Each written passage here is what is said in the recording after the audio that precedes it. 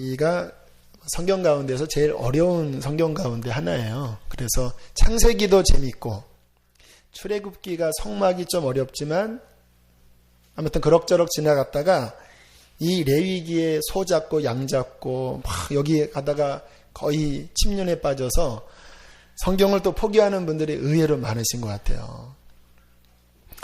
하지만 그 몇 가지 개념만 이렇게 정리하면 레위기가 굉장히 은혜로운 책이고 또 어려운 것이 풀려지면 그 어려운 것 안에는 그 중요한 그 비밀들이 들어있기 때문에 그 레위기의 중요한 몇 가지가 풀리면 성경 전체를 이해하는데 굉장한 이 안경을 갖게 돼요. 그래서 레위기에 대한 부분이 좀 어렵지만 너무 중요하다라는 말씀을 드리고 싶고 뭐 그런 생각이 들었습니다. 레위기를 이해하면 성경 읽는데 한 학년을 등반하게 됩니다. 한 학년이 올라가는 거예요. 레위기만 이해하면 꽤 수준이 올라가게 돼요. 그래서 오늘 귀를 쫑긋 세우시고 레위기를 이해하면 등반시켜 드리겠습니다. 각자 그 학년 수준에서 이제 한 학년씩 올라가게 된다라고 생각을 하시고 아무튼 성령께서 이렇게 찝어주시는 것 중심 개념으로 그렇게 말씀을 준비했습니다. 제가 이렇게 이제 여러 신앙의 부류들과 이렇게 이제 교제를 나누죠. 이제 목사니까 만나는 분들이 뭐 우리 교인뿐만 아니라 또 타교인들도 좀 만나고 그렇게 교제할 때 제가 부러운 분들이 있어요. 우리 감리교의 교인들은 지금 제가 드리는 이 부류에서 좀 멀어요.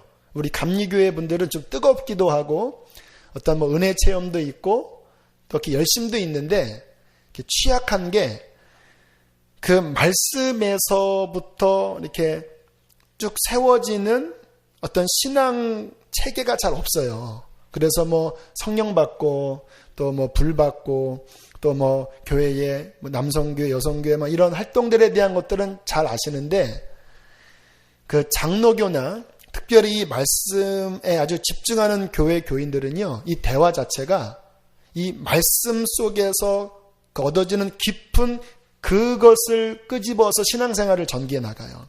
지난번에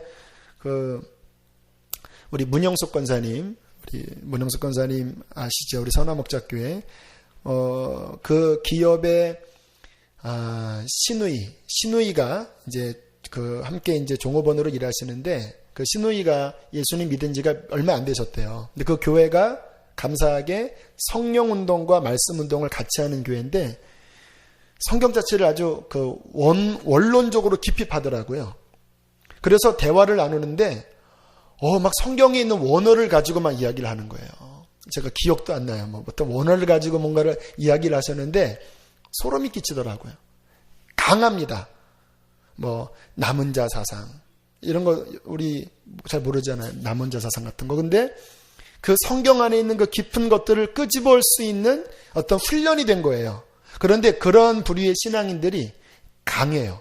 왜냐하면 기록된 말씀의 이 바탕 위에 신앙의 뿌리가 내려있기 때문에 굉장히 체계가 잘 잡혀 있고 또 영적으로 그 어떤 하나님의 은혜를 이렇게 담을 수 있는 그 굉장히 그 넓은 그물망을 가지고 있습니다. 우리는 막 집회나 이럴 때 막 은혜를 받고 또 감정적으로 떨어지면 신앙이 이렇게 줄어들잖아요. 근데 이 말씀의 깊은 곳에서 훈련받은 분들은 본인이 그 성경의 그 금맥 안에서 그 성경의 어장 안에서 그물을 끌어서 이렇게 올리기 때문에 굉장히 풍성한 신앙생활을 할 수가 있습니다. 그래서 우리들이 오늘 레위기 같은 말씀들이 좀 어렵지만 이해만 하면 이 말씀 자체 안에서 그 영적 성장하는 데에 귀한 그런 눈과 보화들을 얻을 수 있고요. 저는 감사하게 아무튼 중고등학교 때도 성경을 열심히 읽은 편이었고 대학 들어가면서 성령 세례 받고 하나님이 저에게는 말씀의 은사를 주셨습니다. 주변에 아무튼 그랬어요. 제 주변의 동역자들이 너에게는 말씀의 은사가 있다. 아무튼 그래서 말씀을 굉장히 열심히 파고 팠는데 제가 어떤 식으로 그 설교 사역이나 그 신앙생활을 했냐면 성령 딱 주제가 있으면요. 창세기부터 계시록까지 다 찾습니다. 지금이야 검색기가 있지만 제가 대학교 때는 검색기 없거든요. 성경을 다 찾아가면서 성령에 관한 부분들을 정리하고 지금도 제 그 노트에는요. 수십 페이지짜리 한 주제로 정리한 게 있어요. 구원이면 구원에 관해서 어떤 주제면 어떤 주제에 관해서 신구약을 다 읽기도 하고 한 주제를 가지고 또 정리하기도 하고 그 속에서 진리를 캐내어서 제 신앙에 적용하잖아요. 불같은 게 임하는 걸 느꼈습니다. 제가 그때 느낀 게 하나님께서 기록된 말씀의 그 순수함 위에서 신앙의 토대를 잡고 그 기록된 말씀의 그 순수한 거기에 의거해서 하나님의 일을 감당하는 것을 굉장히 좋아하시는구나. 이게 하나님의 스타일입니다. 되게 좋아하세요. 그래서 출애굽기에도 그렇고 레위기에도 그렇고 저 뒤에 가면 여호수아에서도 그렇고 반복되는 많은 말씀이 뭐냐면 하나님께서 모세에게 말씀하신 대로 그렇게 되었더라. 그 말씀 여러분 많이 보셨죠? 성막 지을 때도 여호와께서 명하신 대로 되었더라 한 8번 반복한 다음에 그 예배 가운데 불이 내립니다. 왜? 주님이 기분이 좋으신 거예요. 하나님의 설계대로 됐으니까.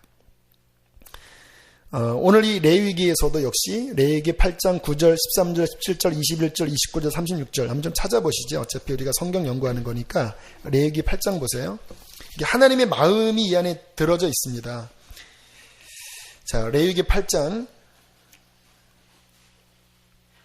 9절 함께 읽습니다. 시작. 그 관이 전면에 금패를 붙이니 곧 거룩한 관이라. 여호와께서 모세에게 명령하신 것과 같았더라. 13절. 모세가 또 아론의 아들들을 데려다가 그들에게 속옷을 입히고 띠를 띄우며 관을 씌웠으니 여호와께서 모세에게 명령하신 것과 같았더라. 17절. 그 수송아지 곧 그 가죽과 고기와 똥은 진흙 밖에서 불살랐으니 여호와께서 모세에게 명령하신 것 같았더라. 21절. 물로 내장과 정강이들을 씻고 모세가 그 수량의 전보를 제단 위에 불사르니 이는 향기로운 냄새를 위하여 드리는 번제로 여호와께 드리는 화제라. 여호와께서 모세에게 명령하신 것 같았더라. 왜 같은 말씀을 계속 반복하는지 아세요? 하나님이 기분 좋다라는 말씀이에요. 하나님의 말씀대로 되는 것을 하나님이 기뻐하신다라는 거예요. 반면에 나답과 아비후 사건 아시죠? 읽으시면서 좀 황당한 사건이죠. 아무 일 없었습니다. 다만 다른 불을 하나님이 명령하신 불 말고 다른 불로 제사했다가 그냥 불살라 죽잖아요. 좀 황당한 일입니다. 그러나 그 안에 담긴 메시지는 하나님이 하나님의 말씀대로 안 하는 것에 대해서 얼마나 불쾌하게 여기시는지 그것을 우리에게 보여주고 계신 겁니다. 자, 그래서 우리가 레위기를 통해서 이제 말씀에 보는 눈을 아마 한 학년 더 열려질 텐데 몇 가지 중요한 개념들이 열리면 신구약이 또 뚫려지는 그 부분도 있을 거예요. 자, 기대하는 마음으로 우리가 성령님과 함께 이 말씀 속에 들어가기를 원합니다. 자, 먼저 시기를 계속 보겠습니다. 출애굽을 했습니다. 가나안으로 가려면 이쪽으로 가야 돼요. 그런데 하나님이 가나안으로 인도하지 않고 다른 방향으로 인도해서 시나이산이라는 곳으로 3개월을 여행하게 하셨습니다. 그리고 이 시나이산, 시내산에서 하나님께서 십계명을 주시고 그리고 성막 만드는 법을 알려주시고 그리고 이 레위기 어떻게 하나님을 섬길지에 대한 것들을 가르쳐 주시는 내용이 이 레위기거든요. 요 시내산에서 11개월 한 10일 정도를 머물러요. 그러니까 지금 이 레위기는 요 시내산에서 계속 출애굽기 중반부터 계속 시내산에 머물러 있는 거예요. 내용은 세 가지로 정리합니다. 이 17장 전체 내용이 세 가지로 정리되는데 첫 번째는 요 부분들을요 제가 인터넷 자료실에다가 그동안 했던 설교를 좀 더 정리해서 올릴 테니까요. 여러분들 꼭 다운받으셔서, 관심 있는 분들은 다운받으셔서 그 부분들을 좀 연구하시면 좋겠고요. 아무튼 레위기의 첫 번째는요, 어떻게 죄인된 우리가 거룩하신 하나님께 나아가 예배하는지에 대하여가 앞부분이에요.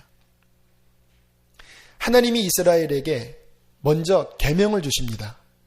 그런데 이스라엘의 계명을 지킬 수 있습니까? 없습니까? 못 지켜요. 왜? 근본 자체가 죄인이니까. 계명을 주신 다음에 곧장 만든 법이 그 계명을 어겼을 경우에 하나님이 보조장치를 두시는 거예요. 제사를 통해서 그 죄가 너희와 나 사이를 가로막지 못하도록 이 성막에서 그 각각 범한 죄에 대하여 이러한 방식을 통해서 너희는 내 품을 떠나지 말아라. 혹시 죄를 범했을지라도 나는 너희를 놓고 싶지 않다. 하나님의 마음이 들어있는 거예요. 하나님은 거룩하십니다. 죄를 싫어하세요. 그의 거룩함은 죄를 심판하십니다. 그런데 거룩함 앞에 하나님의 인자한 사랑이 있습니다.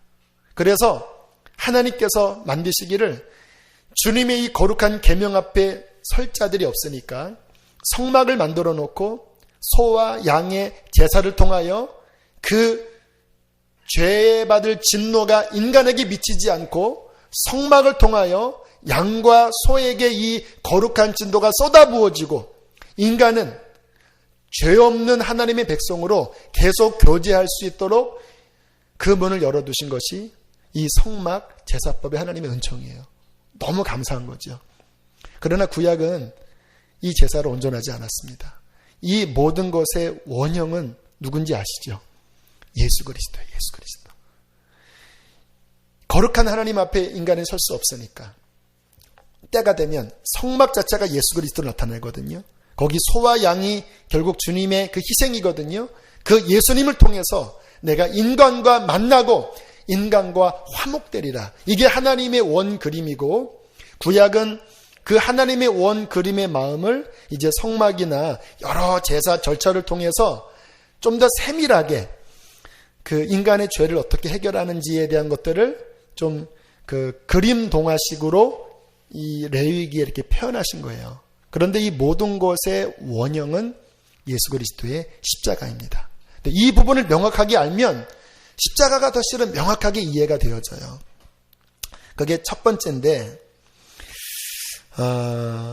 그리고 두 번째는요, 그 후반부 한 19장부터 나오는 말씀은 어떻게 용서받은 우리가 거룩하신 하나님처럼 거룩하게 사는 생활에 대해서 나와요.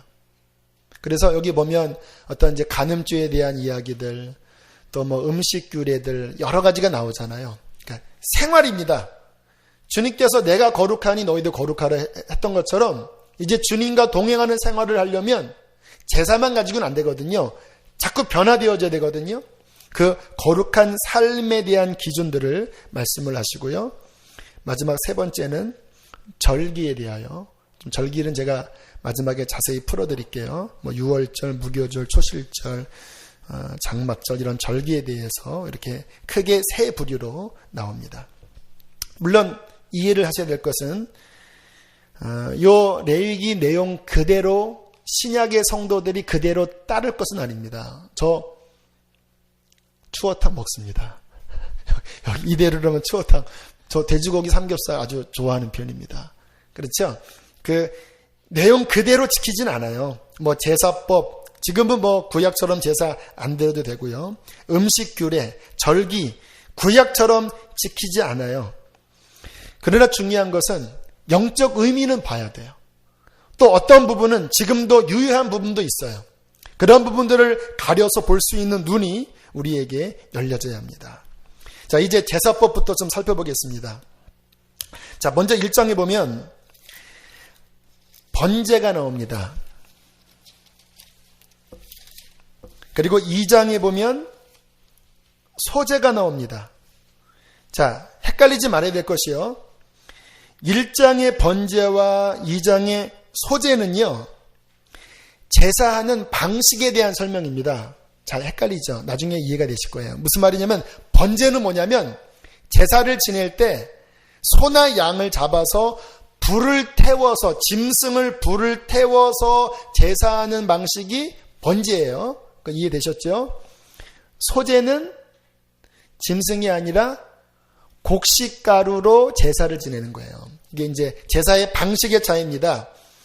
짐승의 각을 떠서 하는 것 또는 곡식가루로 드리는 것. 요거를 가지고 그 뒤에 나오는 화목제, 속죄제, 속건제는 이제 구체적인 제사의 내용입니다. 어떻게 죄를 지을 때는 화목제를 짓고, 어떤 죄를 지을 때는 속죄제를 짓고, 어떤 죄는 속건제를 짓고. 그런데 속건제를 지을 때 방식이 그 번제 형태로 지을 수도 있고, 곡식가루의 소제 형태로 지을 수도 있고. 이해되셨죠? 네, 오케이. 이 정도는 여러분들 수준이면 넉넉히 이해하시리라 믿고요. 자, 이 제사법을 우리가 좀 살펴보는데, 이 제사법은 우리한테 적용하자면요, 물론 근본적으로는 예수 그리스도의 십자가지만 또 다른 측면에서는 우리의 예배 생활에 대한 교훈을 이 안에 담고 있습니다. 먼저 번제는요, 동물을 잡아서 태우는 방식인데 철저합니다. 잡아서 껍질을 벗기고 각을 뜨고 잘 타라고, 내장을 벗겨서 더러운 것은 짐 밖에 더러운 장소에다 버리고, 그 내장과 기름을 불태우고 피는 성막에다 뿌리고 하면서 그 제물 자체를 온전히 불살라 태울 때에 그 불로 다 태워서 드린다 해서 번제입니다. 하나님은 지금도 우리가 예배 드릴 때 바로 이 같은 산제사를 원하십니다. 그러니까 온전히 드려지는, 온전히 태워지는 예배자를 주께서 찾고 계셔요.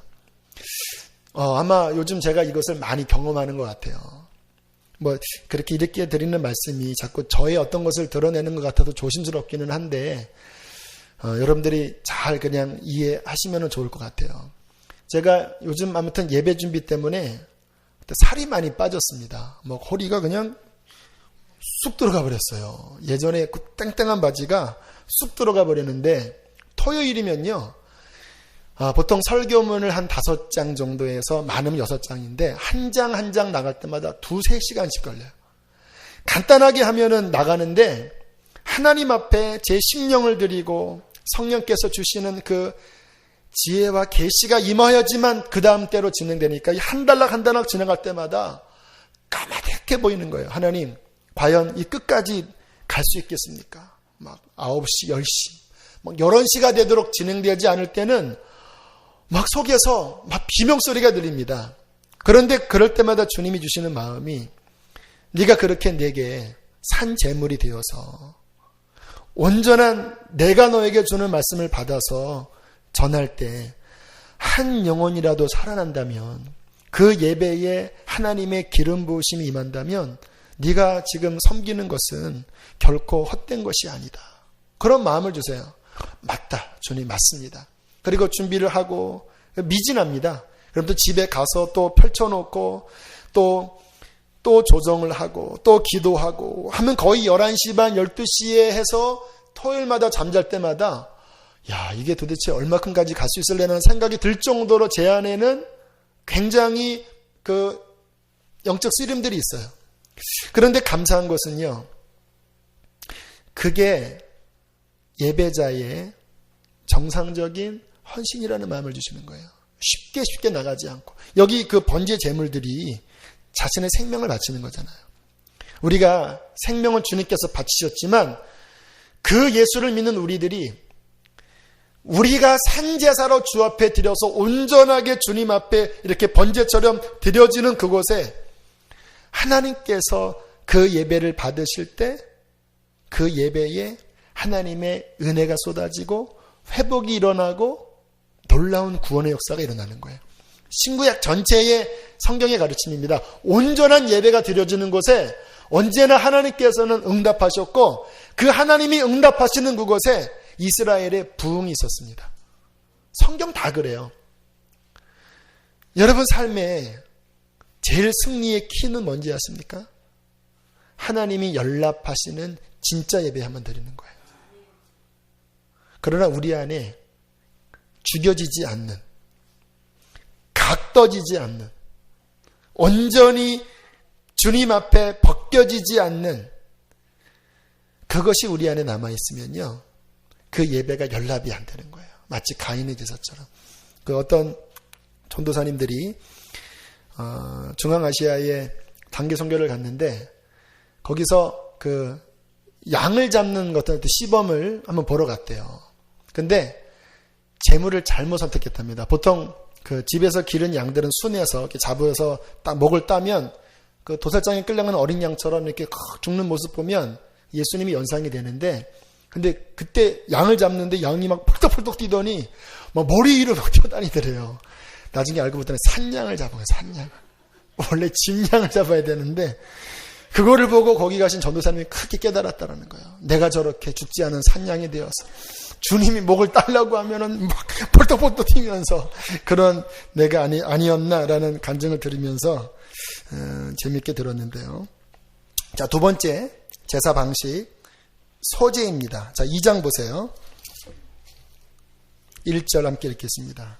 자, 곡식입니다. 읽습니다. 시작.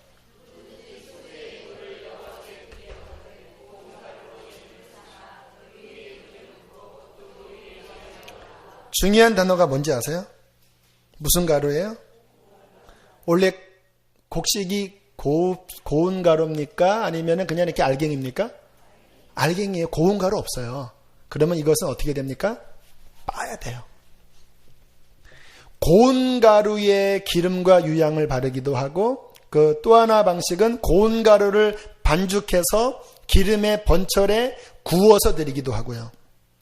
이 소제는요, 봉사를 의미한다고 그래요. 여러분들의 해석을 보니까 우리의 봉사입니다.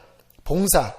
우리의 봉사로 주 앞에 올려드리는데 핵심은 고운 가루예요. 다시 말하면 빠져야 돼요. 막 그 가루가 모였는데 막 옛날에 용각산 선전 아십니까? 이 소리가 아닙니다. 이 소리도 아닙니다. 용각산은 소리가 나지 않습니다. 왜요? 용각산은 고운 가루예요. 우리가 주님 섬기는데 이 자아가 안 꺾여지면요, 이게 소리가 나요, 이렇게. 그래서 어느 교회는 막 나오잖아요. 이렇게 김장김치를 깍두기파와 그 배추파가 서로 막 집어 던지면서 깍두기를 담궈야 한다, 배추를 담궈야 한다. 어느 교회는 푸른 초장파와 보혈파가 싸웠답니다. 푸른 초장파는 카페트를 파란색으로 해야 된다. 아니다, 카페트는 붉은색으로 해야 된다. 피아노 하나 막 옮기려고 하면 막 그런 보수적인 데서는요, 막 뭐 못 옮기기 위해서 어떤 목사님은 지혜롭게 매주마다 1cm씩 옮겨갖고 한 2년 만에 뭐 옮기기도 하고. 이게 다 비본질적인 것으로 싸우는 이유는요, 안 빠져서 그래요. 우리가 일을 하다 보면요, 이게 사람이 있는 곳이기 때문에 또 서로의 어떤 연약한 부족함이 있습니다. 근데 이게 빠지지 않으면 그때가 부딪히는 거예요. 여러분, 뭔가가 걸리는 것은요, 그 사람에게도 문제가 있지만 내 안에 그것이 걸리게 하는 모난 게 있어서 걸리는 거 아세요? 그래서 정치인들이 막 그 과거에 막 민중운동하고 막 그 비리를 했던 그 사람들이 나중에 그 정치권에 왔을 때 똑같은 일을 하는 게 뭐냐면 그 분노하는 그 내면 안에 자기 께 있는 거에서 그러는 거예요.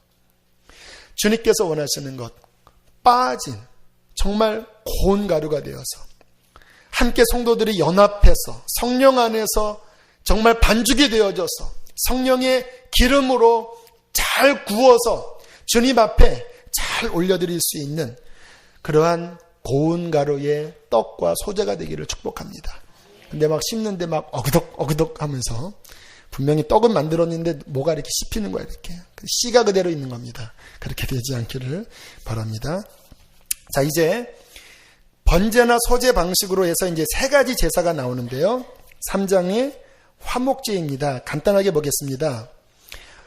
화목제와 속죄제와 속건제 세 가지가 이제 제사예요.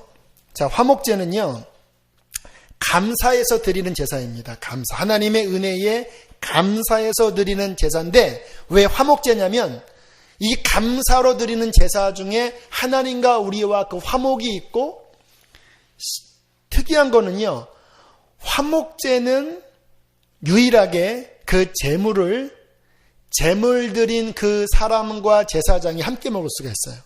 속죄제나 속건제는 제물 드린 사람이 못 먹거든요. 제사장만 자기의 그 분정된 부분을 먹을 수가 있거든요. 사람은 제사진의 평민은 못 먹어요. 근데 화목제는 신기하게 제사 드리는 사람이 그 제사의 회식에 함께 참여하면서 하나님과 화목하고 그리고 서로 간에 수평적인 그 화목을 누린다 해서 화목제입니다.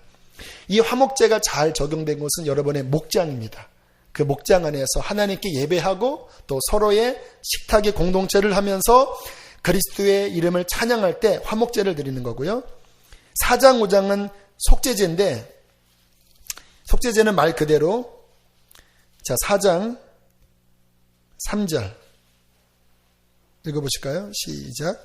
만일 기름부을 받은 제사장이 범죄하여 백성이 허물이 되었으면 그가 범한 죄로 말미암아 흠없는 숫송아지로 속죄제를 제사장의 범죄지요. 13절 보세요. 시작.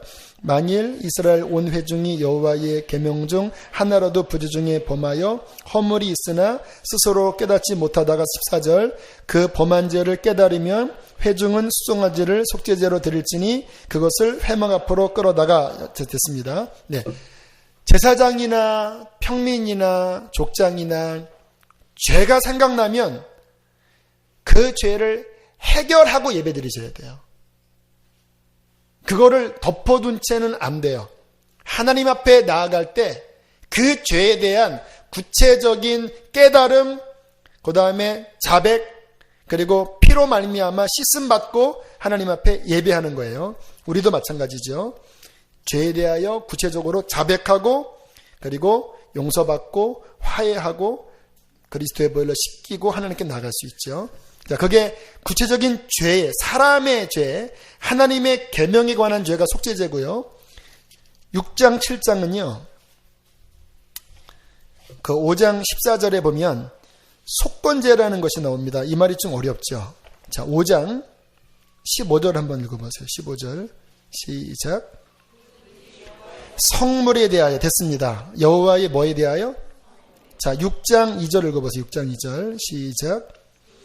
여호와께 신실하지 못하여 범죄하되 물건이나 전당물을 속이거나 도둑질하거나 착취하고도 사실을 부인하다가 깨달으면 속건제가 뭐에 관한 회개일까요? 물건이죠. 속건, 물건입니다. 그러니까 여호와의 성물에 대하여 죄를 깨달을 때나 내가 이웃에게 돈을 꾸고 갚지 않거나 또는 도둑질하거나 사기치거나 했을 때 이거는 죄구나 라고 깨달았을 때는 속건제를 드리는데 속건제의 특징은 그 손에 입힌 것의 5분의 1을 더해서 배상을 해주면서 제사를 지내라는 거예요. 신약시대에도 연결이 돼요. 우리들이 어떤 훔치거나 또는 사기친 거에 대해서 하나님 앞에 철저하게 회개할 때는요, 갚아야 됩니다. 물론 내가 정돈이 없어서 탕감을 받을 때는 탕감을 받아야 되지만 갚을 때는 갚으셔야 돼요. 그래서 지난번에 우리 가정에서도 회개할 때 한 10년, 15년 전에 생각나는 것도 그 돈을 이렇게 해서 걷다가 보낸 일도 있었습니다. 하나님께서 철저한 걸 원하세요. 그 찰스 페니 자서전을 보면요, 도벽이 있는 여자가 있었습니다. 무조건 니께 내 거고 내께 내 건 거예요. 딱 가다가 어머 내 거 이렇게 그냥 항상 이렇게 막 뭐 집에 있는 게 다 근데 복음을 만나고 회개에 대한 메시지를 들었을 때 갚으라는 이 말씀에 찔렸습니다. 그리고 이제 막 지나가다가 생각나는 다 도둑질한 겁니다. 그러니까 또 이거 또 생각나면 또 갖다 주고 또 생각나면 갖다 주고 하면서 하면 다 갖다 줬대요. 근데 마지막 또 이 여자가 막 거의 미칠 지경 돼서 이 피니 목사님에게 상담을 받으러 왔대요. 왜 그럽니까 했더니 이거는 생각이 안 나요 하면서 보니까 성경책으로 훔친 거예요. 이거는 생각이 안 나. 그래서 또 하나님은 사랑이시잖아요. 그거는 갖다 주지 말고 성경책 읽으면서 회개하시라고. 그게 속건제입니다. 지금도 우리가 갚을 것은 갚아야 돼요. 그래야지 주님 앞에 그 부분에 대해서 정결함을 받을 수 있습니다. 그리고 6장, 7장은 각 예배에 대해서 좀 더 이제 보충 설명하는 속죄제, 속건제, 화목제, 규례를 더 보충 설명하는 내용으로 이해하시면 되는데요. 자, 정리하겠습니다. 이 8장까지 거룩하신 하나님께 어떻게 예배해야 할지에 대해서 우리가 배우는데, 먼저는 제물이 있어야 됩니다. 피가 있어야 합니다. 예배의 가장 중요한 것은 희생과 피예요. 그래서 성막 생각하면요, 떠오르는 이미지가 무슨 색깔이어야 되냐면요, 우리는 안 봤으니까 모르잖아요. 무슨 색깔이게요? 성막하면 빨간색입니다. 얼마나 많은 소와 양이 잡혔겠습니까? 제사장이 옷에도 피가 튀겨 있고 휘장에도 막 피가 뿌려져 있고. 그렇죠? 예배의 첫 문은요, 피입니다. 피. 신약시대에 정말 예배의 문이 열려지는 그곳에는 언제나 십자가가 있고 주님의 보혈이 있습니다. 저는 우리 교회가 이 십자가의 보혈을 외치는 교회가 되길 원해요. 그 중심에, 왜? 십자가와 그 보혈이 있을 때 예배 문이 열리는 거예요. 왜? 우리는 죄가 다 많잖아요. 피가 뿌려져야 됩니다. 어린 양의 보혈이 뿌려져야 돼요. 여러분의 신앙생활도요, 보혈을 많이 부르세요. 힘들 때도 주님의 피로 덮어주세요. 주님의 피가 내게 필요합니다. 보혈을 많이 부르고 의지하는 신앙이 하나님과 아주 열려진 신앙생활을 할 수 있는 키입니다. 키. 찬양도 보혈 찬양 개인적으로 많이 부르시고, 보혈을 더 깊이 의지하면서 가슴을 찢는 회개를 하는 그곳에 하나님께서는 임재하실 것입니다. 두 번째, 예배에는 우리의 희생이 반드시 있어야 돼요. 온전한 예배. 시간을 지키는 것. 습관적으로 늦으시는 분은 아쉽지만 저는 그 예배가 어쩔 수 없는 것이라면 회개하면 되지만, 습관적인 것은요, 그 예배 실은 공치시는 거예요. 하나님 못 받으세요. 왜? 흠 있는 거 안 받으신다고 그랬거든요. 저는 것, 눈먼 것, 그거 한번 총독에게 갖다 줘봐라. 근데 우리의 예배가 그런 식이 많은 거예요. 그냥 별로 준비도 하지 않고 간절함도 없이. 그래서 시간, 마음, 예물도요, 돈 많은 예물 중요하지 않아요. 돈 10,000원이라도 미리 준비해서 마음을 담아서 봉투에 담아서 하나님 앞에 정성껏 드릴 때 그 예배는 하나님께 온전한 번제로 드려지게 될 것입니다. 그때 하나님께 응답이 임하시는 거예요. 예배가 살아야 신앙이 살고, 예배가 살아야 교회가 살고, 예배가 살아야 가정이 살고, 예배가 회복돼야 인생이 회복됩니다. 자, 그리고 8장부터는 이제 9장 쭉 제사장 위임식이 나옵니다. 아론과 아들들을 이제 이 제사를 집례하는 제사장 그 의식 행했습니다. 질문하겠습니다. 대답을 해보세요. 아주 중요한 질문입니다. 이 아론과 아론의 아들들의 이 제사장을 오늘 우리에게 적용하면 이 제사장은 누굴까요? 1번 목사님이죠. 2번 냅니다. 이 제사장은 누구를 의미할까요? 옆에 분에게 옆에 분에게. 자, 대답하세요. 이 제사장은 앞에 계시는 목사님이야. 저분은 아론의 후예야. 아니면 납니다. 누구예요? 이거는요, 정말 믿으셔야 돼요. 이 신약 이후에, 신약 시대만 해도 인식은요, 만인 제사장이었습니다. 목회자, 평신도 계급이라는 개념이 성경에는 안 나와요. 다 성도고, 다 주님의 종들이고, 다 하나님의 교회예요. 각자 물론 직분의 역할은 다르지만 구약처럼 제사장 평민 개념이 성경에는 없는 거 아세요? 성경에는 우리가 다 제사장이라고 말씀하십니다. 너희는 택하신 족속이요 왕 같은 제사장들이요. 베드로전서 2장 5절에 보면 너희도 산돌같이 신령한 집으로 세워지고 예수 그리스도로 말미암아 하나님이 기쁘게 받으실 신령한 제사를 드릴 거룩한 제사장이 될지니라. 우리에게 하시는 말씀이에요. 계시록 1장 6절에는 그의 아버지 하나님을 위하여 우리를 나라와 제사장으로 삼으신 그에게 영광이 무궁히 있을지어다. 우리가 제사장들입니다. 이게 그래서 이제 그게 언제부터 되냐면요.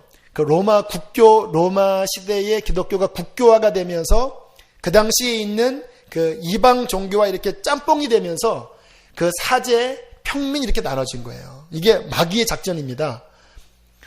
여러분, 성도님들이 목양의 일을 감당하셔야 돼요. 물론 저는 이 목회의 전문가로 교회의 방향을 잡고 또 영적인 지도자로 제가 역할을 다 감당을 해야 되지만 그거는 목사님이 하시는 거고 우리는 열심히 돈 벌어들이면 됩니다. 이거 아니에요. 여러분 다 제사장으로서 하나님이 주신 직분과 은사대로 하나님께 거룩하게 예배를 드릴 제사장 역할을 동일하게 함께 감당하면서 교회를 세워나가셔야 돼요. 그래서 우리에게 제자 훈련이 필요한 겁니다. 영적으로 세워드려서 그 제사장 직분을 감당하시라고. 가정의 제사장이 되십시오. 목장의 제사장이 되십시오. 여러분의 삶에서 제사장의 역할을 감당을 하시기를 바라고요. 그러다가 이제 제사를 쭉 지내다가 아까 말씀드렸듯이 나답과 아비후가 다른 불을 가지고 제사를 지내다가 불에 타 죽는 충격적인 일이 벌어집니다. 이 분위기 보면 찬물 끼얹는 것 같아요. 굉장히 잘 왔거든요. 9장까지. 하나님이 말씀대로 제사장 옷을 입혔고 이제 첫 제사를 잘 드렸습니다. 그런데 나답과 아비후가 아무 생각이 없었던 것 같아요.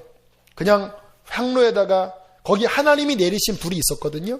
근데 다른 불을 담아서 향로에다가 이렇게 지난주에 배웠잖아요. 금양단에다 이렇게 하는 순간 갑자기 확 살라진 거예요.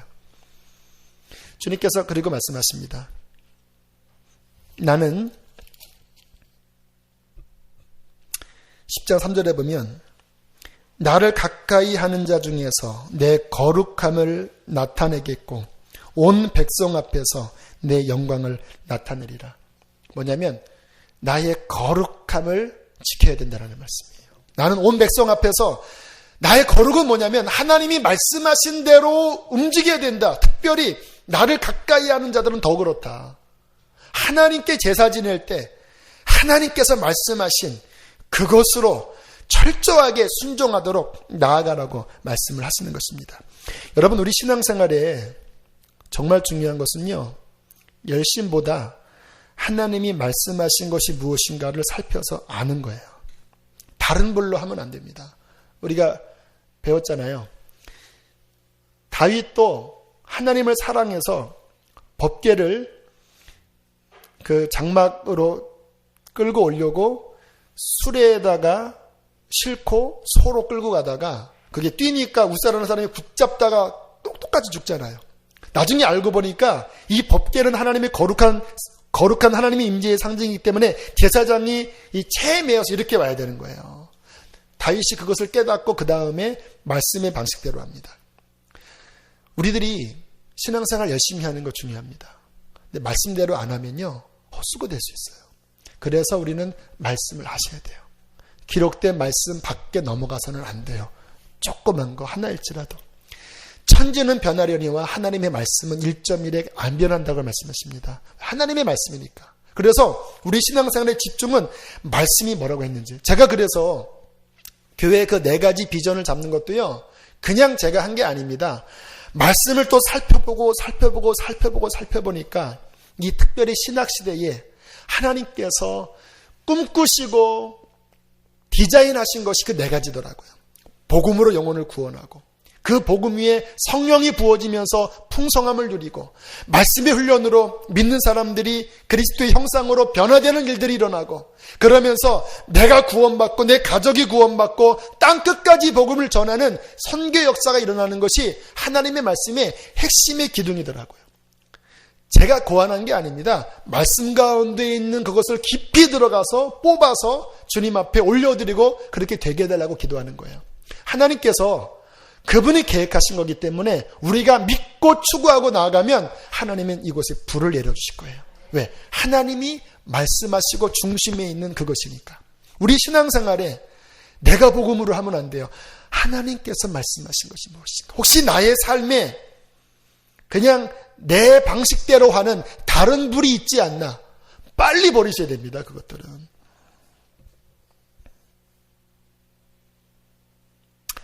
자, 첫 번째 지나가고요. 오늘 시간 좀 지나도 9시 넘어서까지 해야 될 것 같아요. 자, 레위기의 두 번째 큰 주제는 따라합시다.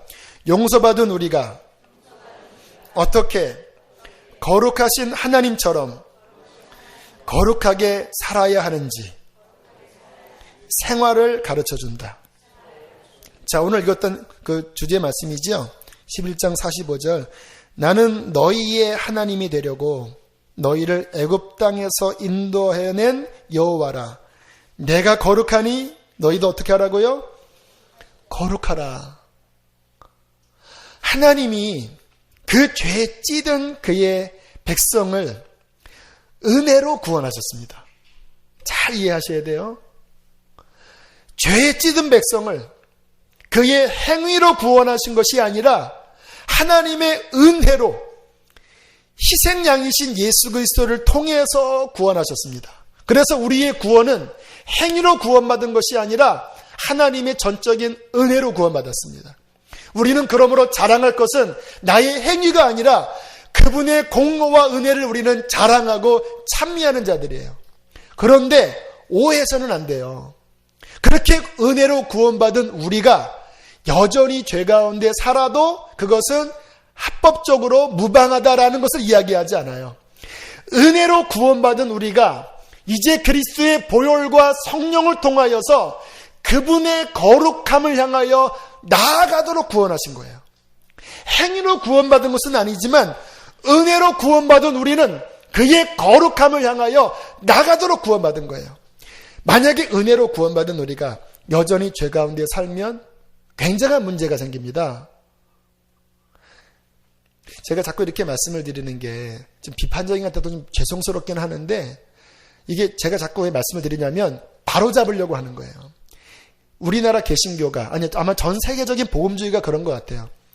한 7, 80년 동안 무슨 이야기를 계속 외치냐면 은혜로 구원받는다, 믿음으로 구원받는다. 이게 계속 외쳤습니다. 그런데 그 다음 이야기를 하지 않았어요. 은혜로 구원받은 우리들은 주님의 거룩함처럼 우리도 거룩해져야 한다. 거룩함이 없이는 주를 보지 못한다. 그의 성령은 우리를 거룩해 하는 영이다. 육신을 부인하고 나 죽고 예수로 살고 주님의 거룩함을 향하여 달려나가는 것이 우리가 구원받은 목적이다. 이 이야기를 해야 되거든요. 이거를 안 하는 거예요. 그리고 성공지상주의, 기복신앙, 예수 믿고 복받는다. 이 이야기만 하는 거예요. 어떻게 된지 아세요? 처음에는 잘했어요. 은혜로 구원받았습니다. 근데 그 다음에 나갈 수 있는 말씀의 목표를 제시하지 않으니까 그 다음에 이것을 가지고 어떻게 예수 믿고 성공하고 잘 살고. 근데 문제는 뭐냐? 구원받았지만 육신이 우리 안에 움직이잖아요. 이거를 정말 십자가 붙잡고 나 부인하는 신앙으로 싸워나가야 되는데 그거를 안 가르치니까 이중적으로 돼버렸습니다. 교회에서는 할렐루야 예배 잘 드리는데 사회 나가서는 세상과 똑같이 살면서 이상한 열매를 맺히게 된 결과가 지금 이 모습입니다. 그래서 한국교회가 지금 어렵게 되는 거예요. 이 부분이 그래서 얼마 전부터 하나님이 이 진리를 여러분들을 통해서 열고 계십니다. 거룩함이 없이는 구원받지 못한다. 여러분 인터넷에 폴 워셔라는 이름을 한번 쳐보시면 미국에 있는 선교사님이신데 그분이 갖고 계신 구원론을 한번 들어보세요. 이렇게 말합니다. 그의 열매로 그 나무를 안다. 내가 구원받았냐? 근데 삶은 여전히 죄 가운데 살아가냐? 그건 구원 아니다. 굉장히 충격적인 메시지인데 들으셔야 합니다. 특히 지금 이 시대의 그리스도인들은 그 이야기를 들으셔야 돼요.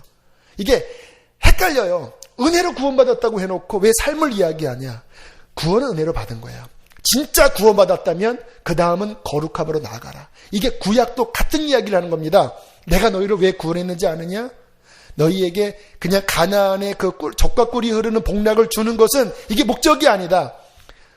나는 너희 하나님이 되고 나는 거룩한 하나님이 너희 가운데 거해서 너희가 나와 동행하는 거룩한 백성, 나의 말씀에 순종하는 백성이 되게 하려고 내가 너를 불렀다. 그래서 하나님께서 건지신 다음에 가나안에 보내지 않고 이 시내산에서 왜 1년 가까이 이 시간을 보내냐면 거룩해지라고. 거룩해져야지만 가나안 들어가서 가나안을 차지하거든요. 가나안에 있는 왜 7 족속들이 왜 망했는지 아세요? 레위기 18장을 보세요. 레위기 18장 3절 4절 한번 읽어보세요. 3절 4절 읽겠습니다. 시작.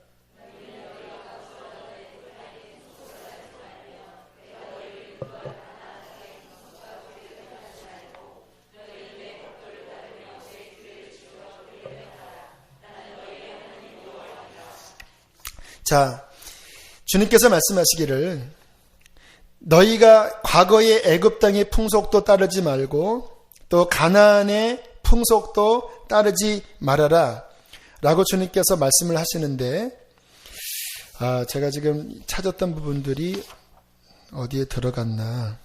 제가 그냥 기억으로 말씀드릴게요. 이렇게 말씀하십니다. 가나안 원주민을 내가 왜 쫓아내는 줄 아느냐.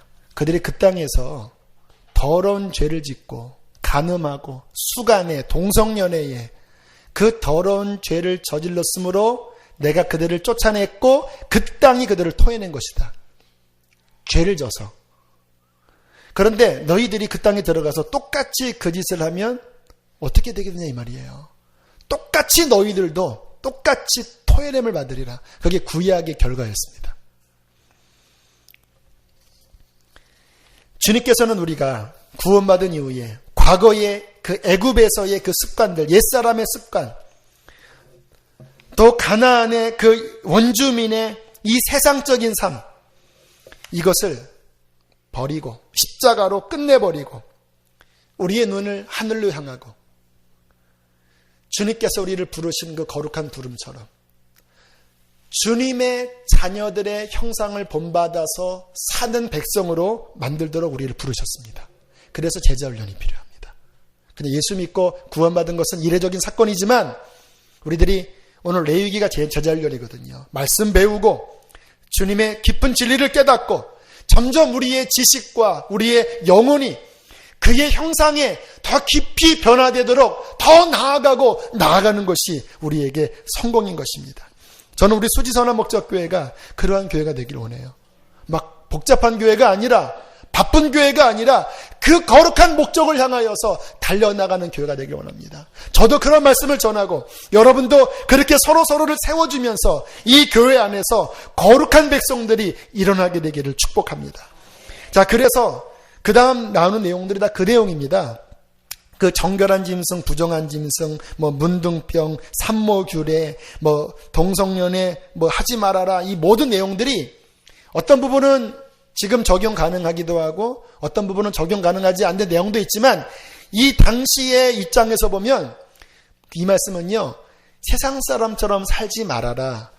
정한 것과 부정한 것을 구별해서 너희들은 정한 것을 붙잡는 삶을 살아라. 다 그 말씀을 다양한 것으로 하나님께서 표현하신 거예요. 물론 음식 교례는 지금은 사도행전에 보면 이제 먹어도 된다고 그러셨습니다.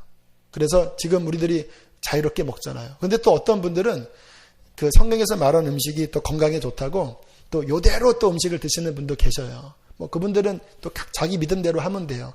그렇게 안 하면 지옥 간다. 이거는 아니고 그냥 또 건강상 먹는 분도 있는데 그건 알아서 하시면 되고요. 근데 그 짐승들을 보면 재밌습니다. 정결한 짐승은요, 들짐승 가운데 굽이 갈라져 있으면서도 새김질해야 돼요. 둘 중에 하나가 안 되면 못 먹어요. 물고기 중에서는 뭐가 있어야 돼요? 비닐이 있으면서 지느러미가 있어야 돼요.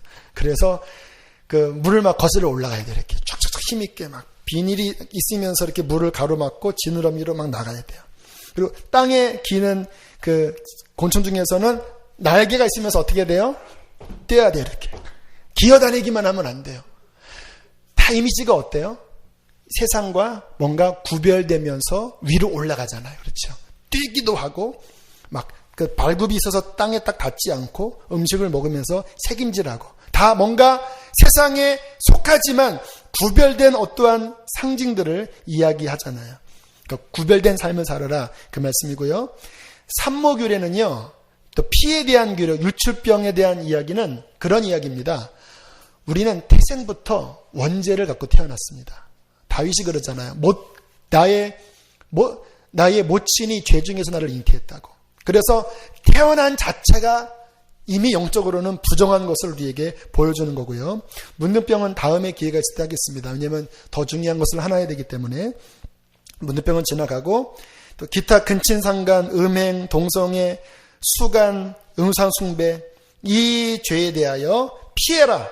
이 죄 때문에 그 땅이 더러워졌고 가나안을 벌하신 것이니까 너희는 그 땅에 들어가서 절대 그들처럼 지내지 말아라 라고 경계하시는 것입니다. 따라합시다. 하나님의 백성이 세상처럼 살면 힘을 잃어버린다. 약속을 못 누린다. 더 큰 징계를 받는다. 이게 구약의 하나님이 모세오경을 통해서 기준을 딱 잡아주시거든요. 그리고 그 다음 여호수아부터 보면은 이 기준에서 벗어나면 엄청난 징계가 오고요. 젖과 꿀이 흐르는 가나안 땅에서 쫄쫄 굶습니다. 그 7 족속들을 다 내가 내게 붙였다고 했는데 맨날 당해요. 사사기에 보면. 하나님의 백성이 거룩한 삶에서 벗어나면 힘을 잃고 약속도 못 누리고 더 큰 징계를 받는 거예요. 그러므로 우리의 삶의 목표, 주님이 거룩하니 우리도 거룩함으로 나가야 합니다. 우리 힘으로 안 돼요. 그래서 성령이 오신 것입니다. 구약은 왜 실패한지 아십니까? 십자가가 없고 성령이 없어서 그래요. 그러나 신약시대에는 성공할 수 있습니다. 왜? 십자가를 통해서 은혜의 문이 열렸고 성령이 내주하셔서 육체의 죄를 이길 수 있게 하신 것입니다. 자, 마지막 이제 절기를 볼게요. 절기. 이 절기를 이해해야 되는 이유가 2가지가 있습니다.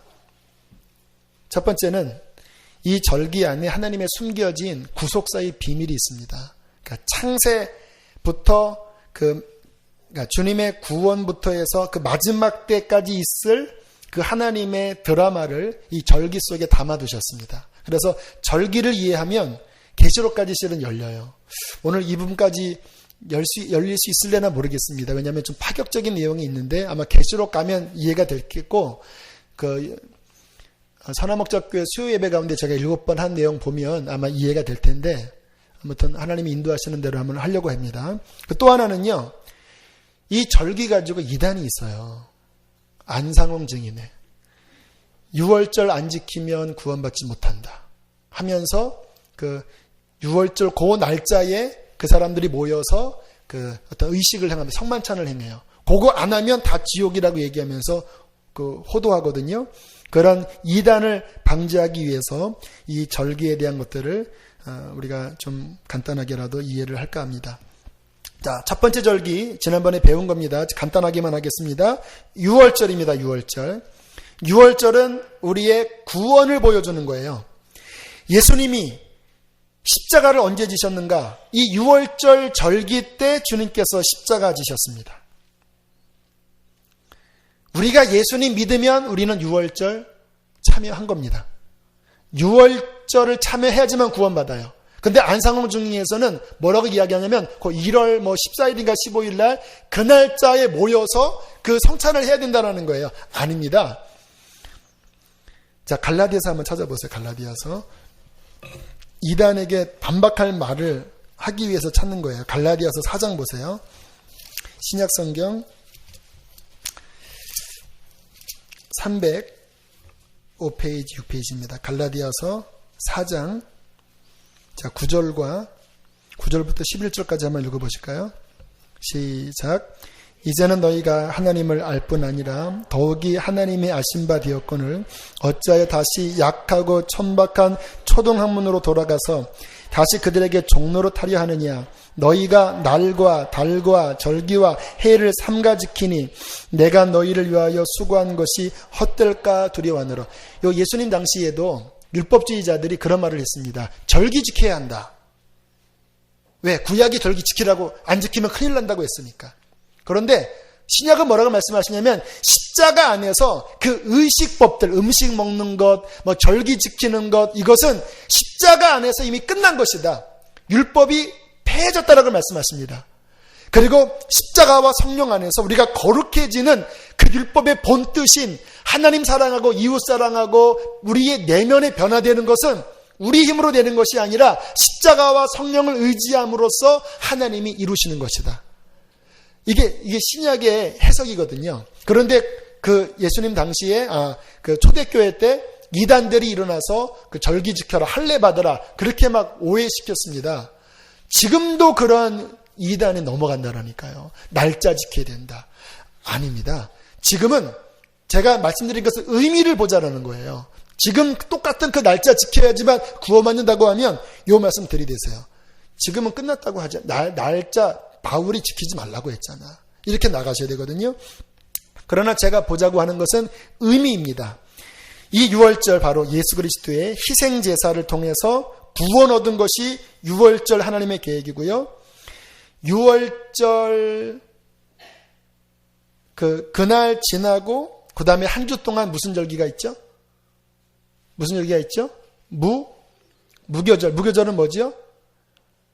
집안에 누룩을 두지 말고 누룩 없는 무교, 누룩 없는 떡을 먹으라는 거거든요. 이거는 무슨 말을 의미하냐면 아까 그 드린 말씀이에요.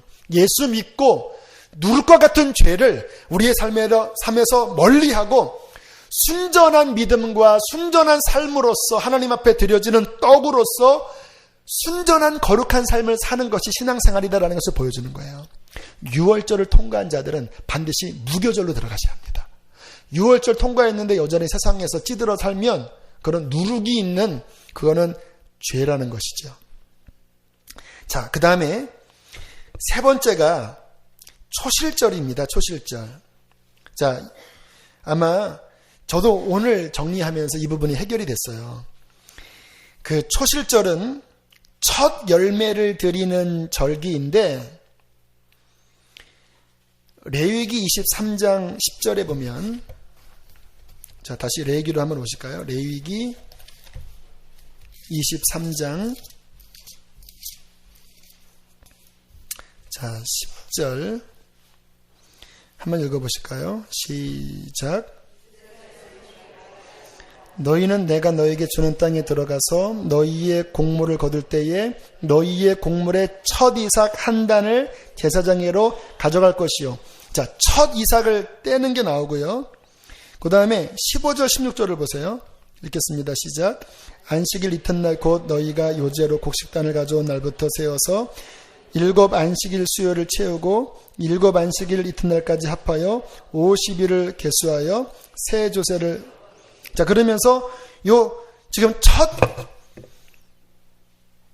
첫 열매를 드리는 게 두 번이 나오더라고요. 먼저 초실절이 있고 그 다음에 맥추절이 있어요. 제가 지난번에 그 권금승 권사님 이거를 물어보는데 제가 잘 정리를 못했습니다. 근데 다시 정리가 됐습니다. 이게 어떤 거냐면요. 첫 번째 초실절은요. 보리 첫 이삭이래요. 이거는 언제냐면 무교절 지난 다음 날 드려지는 첫 열매예요. 보리 첫 열매. 그리고 그로부터 50일이 지나서 또 첫 열매가 드려지는데 이것은 밀이랍니다. 우리나라 말로 맥추절로 번역을 했지만 이때는 밀이래요. 밀 이삭을 단을 해서 올려드리는. 그래서 두 가지가 첫 것이라서 해결했는데 오늘 조사해 보니까 앞에 거는 제일 처음 읽는 보리 첫 이삭이고 뒤에 있는 77절 또는 오순절 이거는 밀 이삭을 단을 해서 올라가는 거예요. 영적인 의미가 있습니다. 한번 생각해 보세요. 무교절 다음에 첫 열매인 보리를 한 단을 올려드리는 것은 무엇을 의미할까요? 어떤 첫 열매일까요? 여러분, 부활의 첫 열매가 누군지 아세요? 고린도전서 15장 20절에 이렇게 말씀합니다. 이제 그리스도께서 죽은 자 가운데서 다시 살아나서 따라합시다. 잠자는 자들의 첫 열매가 되셨도다.